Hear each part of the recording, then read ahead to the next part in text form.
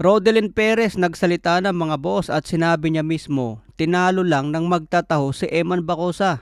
Base sa kanyang interview kay Paukas Sports, sabi niya bago pa basahin ang scorecard, naiisip daw niya na baka matalo siya ulit or baka madraw. Pero matapos ma-announce na siya na ang panalo via majority decision, nabunutan ng tinik si Rodelyn Perez dahil nakuha na niyang tagumpay laban kay Bacosa. Hindi nga raw siya makapaniwala na tinalo niya ang isang anak ni Manny Pacquiao. Sabi niya nasa plano nila na i-knock out si Eman, wag na raw paabutin pa sa decision dahil delikado.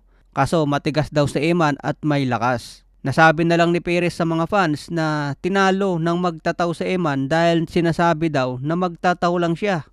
Ngayon siya daw ang nanalo sa laban, kaya natalo lang si Eman sa isang magtataho. Eto, magtataho. Tinalo siya ng magtataho, mga pre. Wala. Kami ng mga bata, deliver ng tubig. Uwet pa kayo.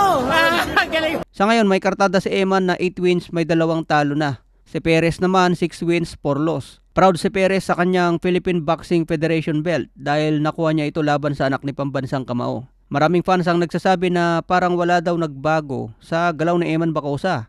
Parang hindi daw nag-improve ang kanyang galawan. Pero ganun pa man, tanggap naman ni Eman ang kanyang pagkatalo at babalik na mas malakas. Sigaw nga ng fans, dapat bigyan raw ni Manny Pacquiao ng malupit na team si Bacosa para mas mag-improve ng matindi.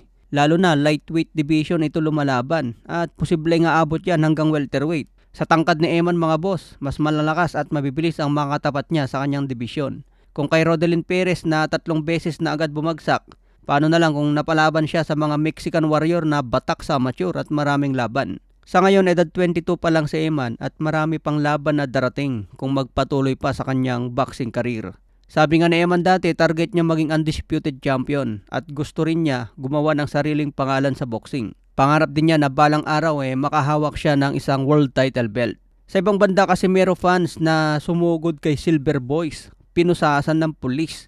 Pero kalaunan, pinakawalan din dahil hinayaan na lang daw ni Silver Boys. Wala na raw siyang oras para sa inquest. Banat nga ng mga fans kay Silver Boys, kaya minalas si Eman dahil daw sa kanya. Samantala Cuadro Alas Casimero, prangka nga po ang sinabi sa mga fans. Hindi raw lahat kaya niya tulungan at hindi kayang magbigay ng tuloy-tuloy na tulong. Dahil yung kinita raw niya kay Luis Nery ay naparte-parte na. Kaya masasagad na raw po si Casimero, mauubusan na kung laging namimigay ng bigas. Magkakaroon na lang daw ulit ng blessing kapag may laban na siya. Kaya abangan daw lagi ang kanyang mga laban mga boss. Bigas. Parang naubos na yung bigas natin.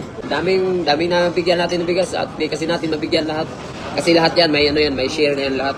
Kaya hindi pwede lagi tayong mamimigay kasi mauubusan tayo niyan. Pag may budget, pag may laban na naman, ganun. Abangan nyo lang lagi. Wala na tayong matira guys. Alam nyo naman.